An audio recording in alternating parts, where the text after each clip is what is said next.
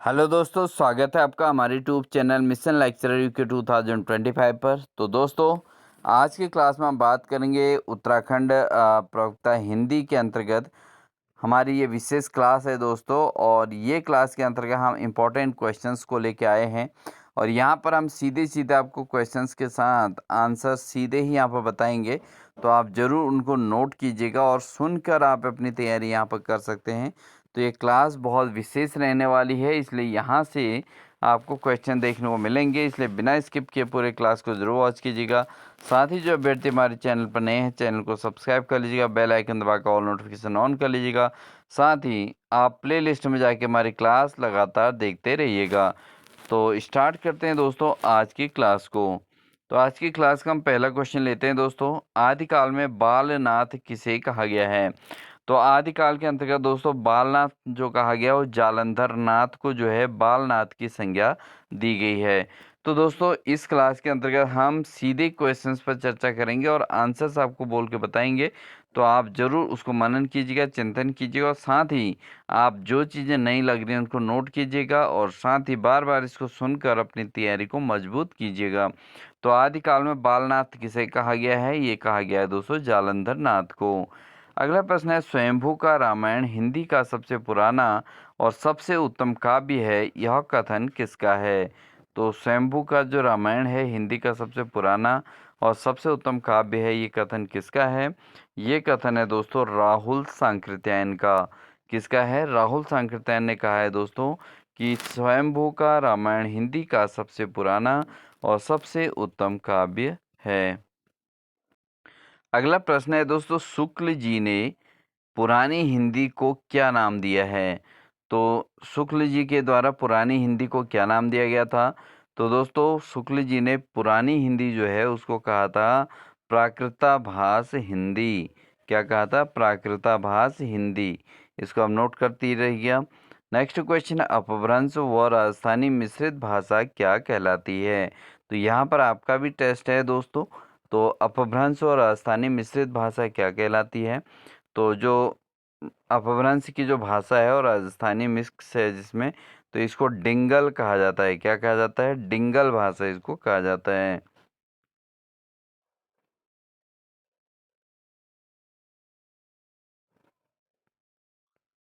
अगला प्रश्न है, रामचंद्र शुक्ल जी ने आदिकाल को कितने प्रकरणों में विभक्त किया है? तो रामचंद्र शुक्ल ने आदिकाल को टोटल कितने प्रकरणों में विभक्त किया है दोस्तों? वो किया है 4 प्रकरणों में। कितने प्रकरणों में? 4 प्रकरणों में विभक्त किया है। अगला प्रश्न है, अपभ्रंश व ब्रज भाषा मिश्रित भाषा कहलाती है। तो अपभ्रंश और ब्रज भाषा के मिश्रित रूप को कहा जाता है दोस्तों पिंगल। क्या कहा जाता है? पिंगल भाषा इसको कहा जाता है दोस्तों। हम नोट कर लीजिएगा कि अपभ्रंश और ब्रज भाषा के मिश्रित रूप में जो होता है उसको हम क्या कहते थे? उस भाषा को पिंगल भाषा के नाम से जाना जाता है। अगला प्रश्न लेते हैं दोस्तों। अगला प्रश्न है, खालिक बारी की रचना किस लिपि में हुई है? तो खालिक बारी जो है इसकी रचना किस लिपि में हुई है? तो इसकी रचना जो हुई है दोस्तों फारसी भाषा में हुई है। किसमें? फारसी भाषा में खालिक खालिक बारी की रचना हुई है। अगला प्रश्न, नाथ पंथ का प्रवर्तन किसने किया? तो नाथ पंथ का जो प्रवर्तन है किसने किया था? तो वो किया था दोस्तों गोरखनाथ ने। गुरु गोरखनाथ ने नाथ पंथ का प्रवर्तन किया था।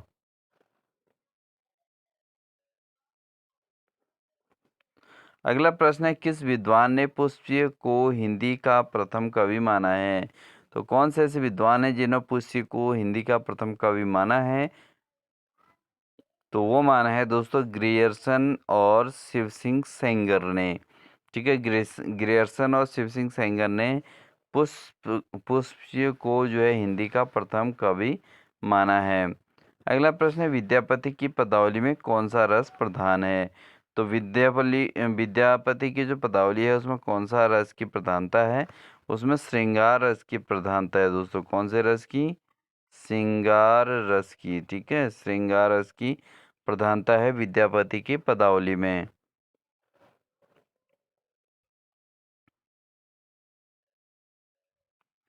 अगला प्रश्न है, चारण काव्य की भाषा कौन सी है?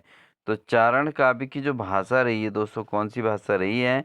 चारण काव्य की जो भाषा रही है दोस्तों, वह है डिंगल।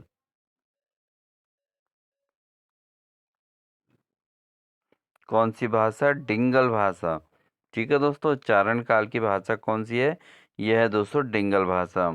अगला है, चारण साहित्य किस साहित्य का दूसरा नाम है? तो कौन से साहित्य ऐसा है जिसको चारण साहित्य के नाम से जाना जाता है? तो चारण साहित्य की का जो दूसरा नाम है दोस्तों, वह है रासो साहित्य। कौन सा साहित्य? रासो साहित्य के नाम से जाना जाता है चारण साहित्य। अगला है, मत्स्येंद्र नाथ की पूजा या उपासना का क्या नाम था? तो मत्स्येंद्र नाथ की पूजा या उपासना का क्या नाम था? तो ये था दोस्तों पिपलिस देव। क्या था? पिपलीस देव। इनके मत्स्येंद्र नाथ की पूजा या उपासना का नाम जो था उसको पिपलीस देव कहा जाता था। ठीक है। अगला प्रश्न है कि परमाल रासो का रचयिता जो महोबा के राजा परमार्दी देव का आश्रित था वह कौन है? तो दोस्तों जो परमाल रासो के जो रचयिता रहे हैं वो थे जगनिक। कौन थे? जिन्होंने महोवा के राजा परमार्दी देव के आश्रित थे। तो जगनिक ने जो है परमाल रासो की रचना की थी। अगला प्रश्न है दोस्तों, रासो ग्रंथ परंपरा का सर्वाधिक प्रसिद्ध लेकिन उतना ही विवादास्पद ग्रंथ का भी कौन सा है? तो रासो ग्रंथ की अगर बात करें तो परंपरा का सर्वाधिक प्रसिद्ध और उतना ही विवादास्पद काव्य ग्रंथ कौन सा है? तो दोस्तों वह है पृथ्वीराज रासो, जो कि बहुत प्रसिद्ध काव्य है लेकिन साथ ही साथ एक विवादास्पद काव्य भी ये रहा है।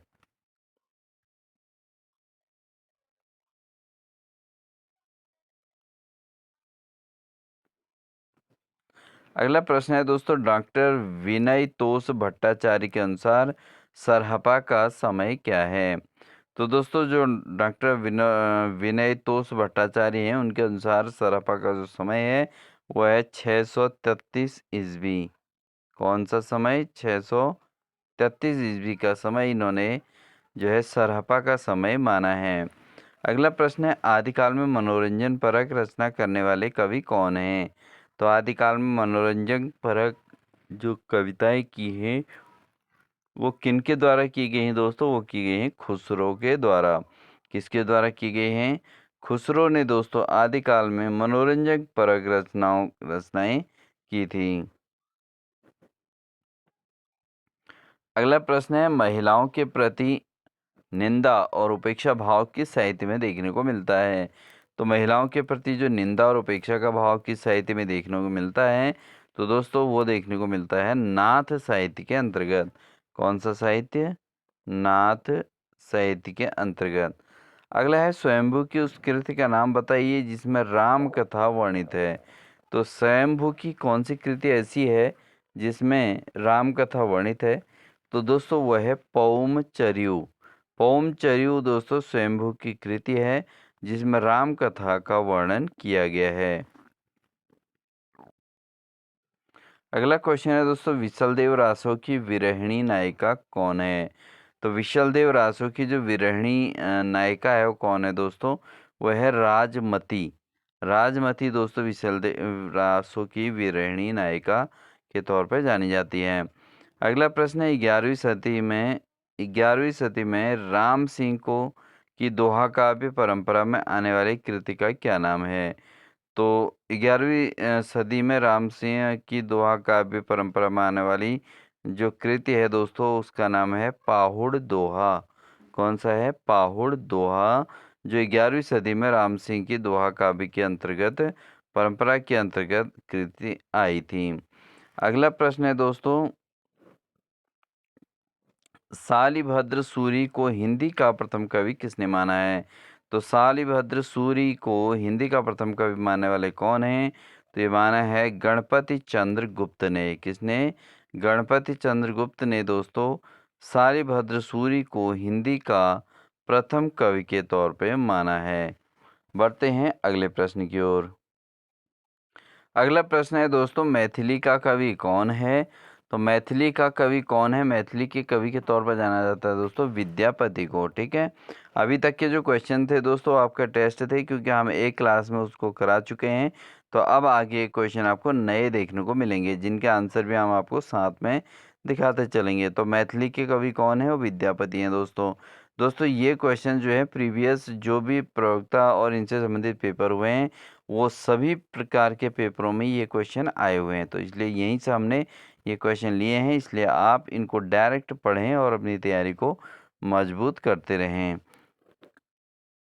अगला क्वेश्चन है दोस्तों, हिंदी साहित्य की प्रथम रचना कौन सी है? तो हिंदी साहित्य की जो प्रथम रचना कौन सी है दोस्तों? यह है दोस्तों श्रावकाचार। ठीक है, श्रावकाचार हिंदी साहित्य की प्रथम रचना है। अगला है, हजारी प्रसाद द्विवेदी ने हिंदी का प्रथम कवि किसे माना है? तो हजारी प्रसाद द्विवेदी दोस्तों जो है हिंदी साहित्य के अंतर्गत, उन्होंने हिंदी का प्रथम कवि माना है अब्दुल रहमान को। किसे? अब्दुल रहमान को दोस्तों हजारी प्रसाद द्विवेदी ने हिंदी का प्रथम कवि के तौर पे माना है। अगला है दोस्तों, भाषा सर्वेक्षण किसकी रचना है? तो भाषा सर्वेक्षण जो रचना है दोस्तों किसकी है? यह है ग्रियर्सन की। ग्रियर्सन ने भाषा सर्वेक्षण की रचना की थी। अगला प्रश्न है दोस्तों, किस सिद्ध कवि की रचनाओं में रहस्य भावना की प्रधानता है? तो कौन से सिद्ध कवि हैं जिनकी रचनाओं में रहस्य भावना है दोस्तों? वह है लुइपा। लुइपा दोस्तों ऐसे कवि हैं जिनके रचनाओं में रहस्य भाव देखने को मिलता है। अगला प्रश्न है, सिद्धों की साधना में शून्य का पूरक तत्व क्या है?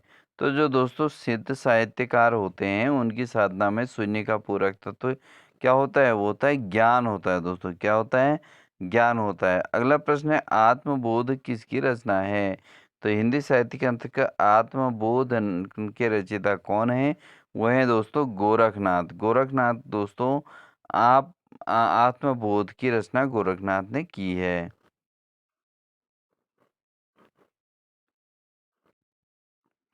अगला प्रश्न है, नाथों की संख्या कुल कितनी मानी गई है? तो दोस्तों जो नाथ हैं उनकी संख्या टोटल कितनी है? वो है 9। नाथों की संख्या कितनी है? 9 है। अगला है, रासो ग्रंथ की भाषा कौन सी है? तो जो रासो ग्रंथ है दोस्तों उसकी जो भाषा है वो है डिंगल और पिंगल। तो डिंगल और पिंगल हमने आपको बताया था कि राजस्थानी के साथ जो अपभ्रंश भाषा है उसको डिंगल कहते हैं, और साथ ही दोस्तों खड़ी बोली के साथ जो ब्रज भाषा के अंतर्गत जो भाषा का उपयोग होता है उसको पिंगल कहते हैं। अगला है दोस्तों, नल सिंह द्वारा रचित रासो ग्रंथ कौन सा है? तो नल सिंह द्वारा रचित जो रासो ग्रंथ है वह है विजयपाल रासो। तो विजयपाल रासो के रचयिता कौन है? वह है नल सिंह। अगला प्रश्न है, बौद्ध धर्म के किस तत्व के प्रचारार्थ सिद्धों ने लोक भाषा में साहित्य की रचना की है? तो बौद्ध धर्म के किस तत्व के प्रचार के लिए सिद्धों ने लोक भाषा की रचना की? वह है दोस्तों वज्रयान। किसके लिए? वज्रयान के लिए दोस्तों प्रचारार्थ सिद्धों ने लोक भाषा में साहित्य की रचना की थी।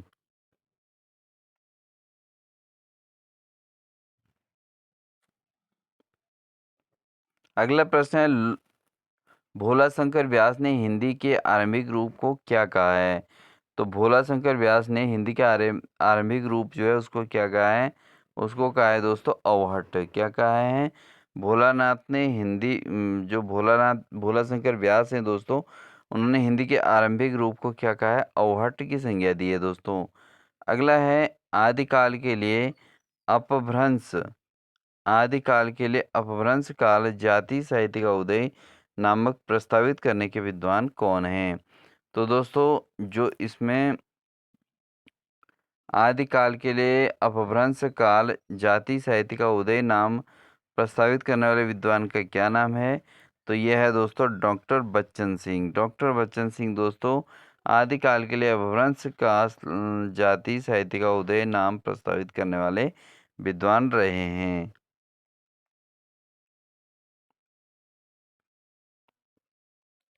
अगला प्रश्न है, जैन परंपरा का सर्वप्रथम कवि कौन है? तो जैन परंपरा के जो सर्वप्रथम कवि हैं दोस्तों स्वयंभू हैं। कौन है? स्वयंभू दोस्तों जैन परंपरा के सर्वप्रथम कवि के तौर पर जाने जाते हैं। अगला प्रश्न है, राहुल सांकृत्यायन ने सिद्धों के चर्या पदों और दोहों को किस शीर्षक से संपादित किया है? तो दोस्तों इन्होंने चर्या पद और दोहों को हिंदी काव्यधारा के अंतर्गत जो है का हिंदी काव्यधारा शीर्षक से के साथ संपादित किया है।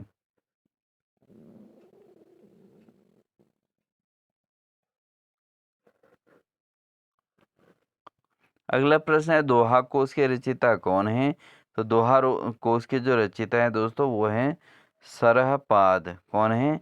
सरहपाद दोस्तों जो हैं इन्होंने दोहा कोश की रचना की है।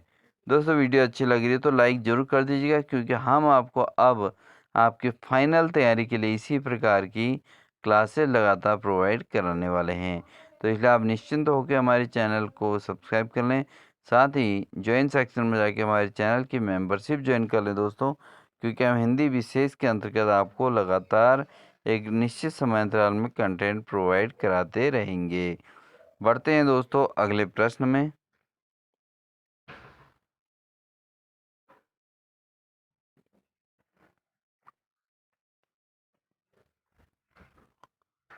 अगला प्रश्न है, राउल वेल किसकी कृति है? तो ये इम्पोर्टेंट प्रश्न भी है दोस्तों। राउल वेल किसकी कृति है दोस्तों? यह है रोड़ा की। किसकी है? रोड़ा की है। राउल वेल जो कृति है वो रोड़ा की है दोस्तों। बढ़ते हैं अगले प्रश्न में। मिस्र बंधुओं के अनुसार ब्रज भाषा का सर्वप्रथम हिंदी कविता में प्रयोग किसने किया? तो जो मिस्र बंधु हैं दोस्तों उनके अनुसार ब्रज भाषा का सबसे पहले हिंदी का कविता में जो उपयोग किया गया था वो सारंगधर ने किया था। किसने किया था? सारंगधर ने किया था। बढ़ेंगे दोस्तों अगले प्रश्न की ओर।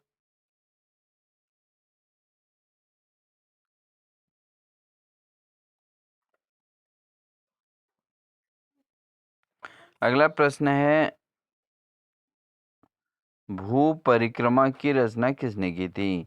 तो भू परिक्रमा के रचनाकार कौन थे? तो दोस्तों जो भू परिक्रमा है इसकी रचयिता की थी विद्यापति ने। किसने की थी? विद्यापति के द्वारा भू परिक्रमा की रचना की गई थी दोस्तों। बढ़ते हैं अगले प्रश्न में। अगला प्रश्न है, हर्षचरित के रचनाकार कौन है? तो हर्षचरित जो लिखा है दोस्तों हरिचरित्र हरिचरित्र रचनाकार कौन है? डॉक्टर बच्चन सिंह। पहले हर्षचरित्र की बात करते हैं दोस्तों, तो हरिचरित्र के रचनाकार कौन है? वो है लालच दास। कौन है? लालच दास। अगला है, डॉक्टर बच्चन सिंह ने आदिकाल का प्रथम कवि किसे माना है? ये भी एक इम्पोर्टेंट प्रश्न है दोस्तों। तो ये माना गया है विद्यापति को। डॉक्टर बच्चन सिंह ने आदिकाल का प्रथम कवि के तौर पर स्वीकार किया है। अगला प्रश्न है दोस्तों, शंकराचार्य के बाद इतना प्रभावशाली और महिमा मंडित भारतवर्ष में कोई दूसरा नहीं हुआ। गोरखनाथ अपने युग के सबसे बड़े नेता थे। यह कथन किस विद्वान का है? तो दोस्तों कौन से किस विद्वान ने कहा कि गोरखनाथ अपने युग के सबसे बड़े नेता थे? तो ये बात किसके द्वारा कही गई है? तो ये कही गई है दोस्तों हजारी प्रसाद द्विवेदी के द्वारा, क्योंकि उन्होंने माना है कि शंकराचार्य के बाद इतना प्रभावशाली और महिमा मंडित भारतवर्ष में कोई दूसरा नहीं हुआ है। और गोरखनाथ अपने युग के सबसे बड़े नेता थे। यह जो मानने वाले विद्वान हैं वो हैं दोस्तों आचार्य हजारी प्रसाद द्विवेदी।